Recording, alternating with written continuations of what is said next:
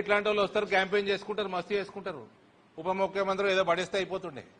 ఒక జెన్యున్ లీడర్ని, డిగ్నిఫైడ్, కొంచెం డీసెన్సీ, మాట మీద నిలబడేట్టున్న ముఖ్యమంత్రి చేసుకునేది ఉండే. 2029 కాంగ్రెస్ల చరిత్రలో ఎన్నడూ లేనంత అధ్వానంగా ఓడిపోతుంది ఇక్కడ తెలంగాణలో. 1985 చాలా అధ్వానంగా ఓడిపోయారు.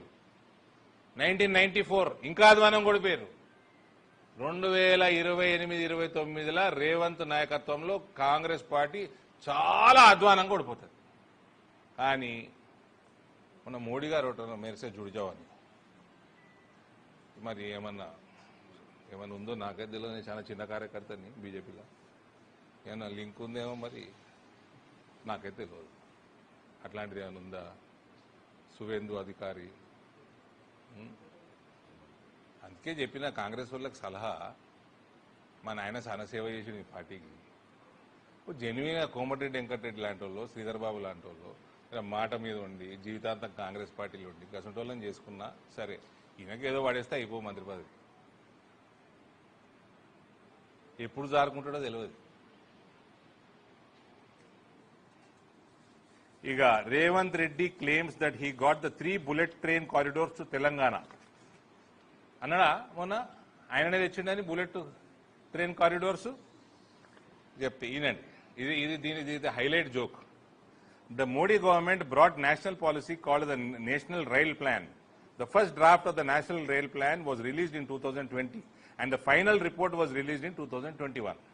It mentions the government's plans to develop 7 high-speed rail corridors, out of which 3 are connected to Hyderabad. 2020 start అయింది, 2021 రిపోర్ట్ కంప్లీట్ అయింది. ఈయన లోటపి ఏడున్నాడు. ఈయన అప్పుడు దుబ్బాకల డిపాజిట్ వీకింది, జిహెచ్ఎంసీలో డిపాజిట్ వీకింది, హుజూరాబాద్లో డిపాజిట్ వీకి ఈయననే ఏడున్నాడో గాయబుండే మనిషి. ఈయనట రైల్ కారిడోర్ తెచ్చినట. ఈయన రైల్ కారిడోర్ స్పెల్లింగ్ అడగాలి. జర్నలిస్ట్ అని చెప్తున్నా, ఇట్లాంటి మంచి టాపిక్లు వచ్చినప్పుడు రైల్ కారిడోర్ స్పెల్లింగ్ అన్న తెలుసా అని అడగాలి. ఈయనకి ఏం సంబంధం అండి? 2021 అయిపోయింది ప్రణాళిక. ఇప్పుడు వచ్చినాయి అవన్నీ. Pune to Hyderabad, Hyderabad to Bengaluru, Hyderabad to Chennai. ఇంకోటి రేవంత్ దీంట్లో అంట్లా చదువు సంధ్య ఉంటుంది, రీసెర్చ్ ఉంటుంది. అది తమరికి ఎక్కదు. అది మూసి ప్రక్షాళన చేస్తావు, మరి కారిడోర్ చేస్తాను, అంత రీహాబ్ అందరికీ ప్లాన్ చేసి నువ్వు కూలగొట్టుడు ఉన్నది కానీ ఒకటి కట్టింది లేదు. ఏడికి షిఫ్ట్ చేస్తావు కూలగొట్టిన ఇల్లు అన్ని ఉట్టి మాటలు, 4 రూపాయలు వేసుకపోవడు. ఇది the criteria for high speed rail corridors are as per ఇవి అన్ని రీసెర్చ్లు ఉంటాయి. City population of more than 10 lakhs, distance between city pair of cities ఎక్కడి నుంచి ఎక్కడికి, confine to distances between 300 to 700 kilometers, city GDP, high levels of congestion, passenger flow between city both the cities including AC rail and air trips. ట్రైన్లలో తిరిగేటోళ్ళు AC కోచ్లలో ఎంత తిరుగుతున్నారు, ఫ్లైట్లలో ఎంత తిరుగుతున్నారు, ట్రాఫిక్ మూవ్మెంట్, దాని మీద రీసెర్చ్ ఉంటుంది. Corridors having AC passengers more than 50% identified. AC కోచ్లలో ఎక్కువ తిరుగుతున్నారు ఈ కారిడోర్లలో. ఇదంతా రీసెర్చ్ ఉంటుంది దీని వెనుక. డైలాగులు పతలాట కాదు ఇది, చోటు పతలాట కాదు ఇది. జోకర్ ఉంటుంది కదా, జోకర్ అనుకున్నాడు ఏందో మరి. ఇది జస్ట్ మన ప్రియతమ ముఖ్యమంత్రి, నీకు మాకు అందరికీ ముఖ్యమంత్రి, ఆయనను ఎడ్యుకేట్ చేయడానికి చెప్తున్నది ఈ విషయాలు. నెక్స్ట్ టైం వాగేటప్పుడు పత్తల టేబుల్ మీద వాగేటట్టు వాగకు. ఇంకో డైలాగ్ కొట్టినోడు. అందుకే డౌట్ కూడా వస్తుంది నాకు మోదీ గారు మొన్న అన్న మాట మీద. ఇది మేము రాజకీయాలు రాగానే మాకు కోచింగ్ క్లాసులు అన్నిట్లో వింటుంటుంది. ఇది పహలా దేశ్, उसके बाद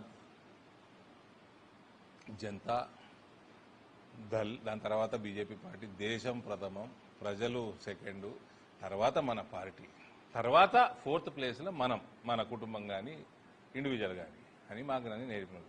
ఈ డైలాగులు కొడతా ఉంటాడు మధ్యలో. అందుకనే మోదీ గారు మొన్న అన్నది నాకు చాలా బలంగా నాటకపోయింది. ఉమ్. ఓ కోమటిరెడ్డి అన్న నువ్వే చూసుకోవాలి జాగ్రత్త. శ్రీధర్బాబు గారు మహేష్ అయితే ఆయనకి అసిస్టెంటే, పిఏ టు సీఎం. ఆయన ఏం చెప్తే అది నిజామాబాద్ ప్రజలకి లొట్ట పీస్ చూపిస్తున్నా కూడా మహేష్ కుమార్ కూడా మాట్లాడతలేడు. అంటే కూసోమంటే కూసునుడు, లేవమంటే లేచేటోని పీసీసీ ప్రెసిడెంట్ చేస్తే ఆ రాహుల్ గాంధీకి అక్కలు ఉండాలి. ఈయనకి బయట మాట్లాడడానికి అవన్నీ, నేనేదో దేశ భక్తుడిని, అటు ప్రధానమంత్రి గారిని ఇంప్రెస్ చేసుకోవాలను, మా హోమ్ మినిస్టర్ గారిని ఇంప్రెస్ చేసుకోవాలను, ఇవన్నీ బయట మాట్లాడతాం. కానీ ఈయన ఫస్ట్ రేవంత్, పहला रेवंत, बाद में कुंडल, उसके बाद में कृष्णा, లాస్ట్ में తిరుపతి. రేవంత్ రెడ్డి కుటుంబం, కొండల్ రెడ్డి కుటుంబం, కృష్ణారెడ్డి కుటుంబం, తిరుపతి రెడ్డి కుటుంబం తప్ప ఏ కుటుంబం మీద ఈయనకి చిత్తశుద్ధి లేదు తెలంగాణలో. ఓకే, డైలాగులు తప్ప ఏముండవు సార్వి.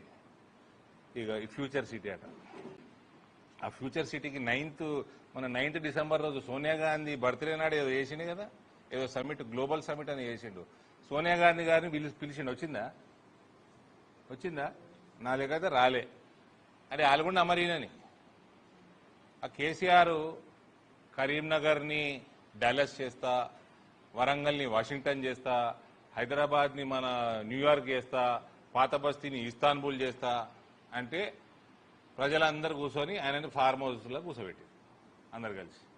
ఇక ఈయన టోక్యోలు, న్యూయార్క్లు, అన్ని లండన్లు అన్ని కలిపేట అన్ని తీసుకొచ్చి ఒకటే ఫ్యూచర్ సిటీ చేస్తారట. ఉన్న పట్టణాలనే అప్గ్రేడ్ చేస్తా అంటే కేసీఆర్ని నమ్మలే. లేని పట్టణం క్రియేట్ చేస్తారట, ఫ్యూచర్ సిటీ అట. అందుకే రాలే సోనియా గారు.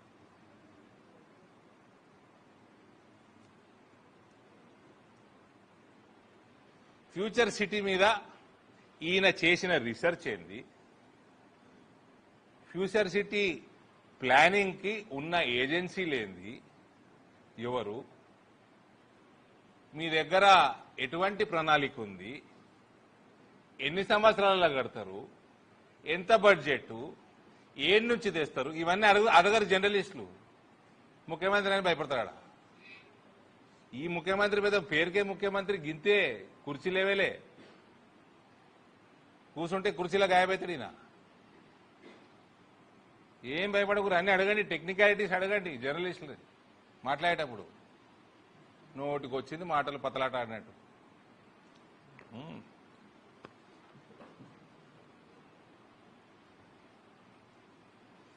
మన ఇందూరు పట్టణానికి వస్తే మాత్రం మహేష్ కుమార్ గౌడ్ రాజకీయ జీవితాన్ని క్లోజ్ చేసినట్టున్నాడు. సుదర్శన్ రెడ్డిది ఎట్లా అయిపోయింది, దగ్గర పడ్డది. భూపతి రెడ్డి గారు అవుట్. మొత్తం పగబట్టిండు నిజామాబాద్ జిల్లాని. ఇక్కడ ఎమ్మెల్యేలు, జిల్లాలో ఉన్న ఎమ్మెల్యేలు, పిసిసి ప్రెసిడెంట్, ఇక్కడ నిజామాబాద్ అర్బన్ రూరల్ టీమ్స్ కలిసి వాళ్ళ నిద్ర పోనీయొద్దు. ఇయ్యాలటి వరకు పసుపు బోర్డు చైర్మన్ గారు ఉన్నారు.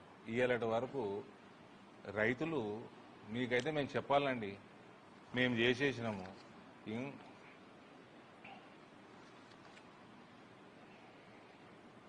రేట్లు పెరిగేటట్టు మార్కెట్స్ లింక్ చేసినాము, ఎక్స్పోర్ట్స్ పెంచినాము, కిసాన్ రైలు పెట్టినాము ఎక్కడెక్కడ అవసరమో.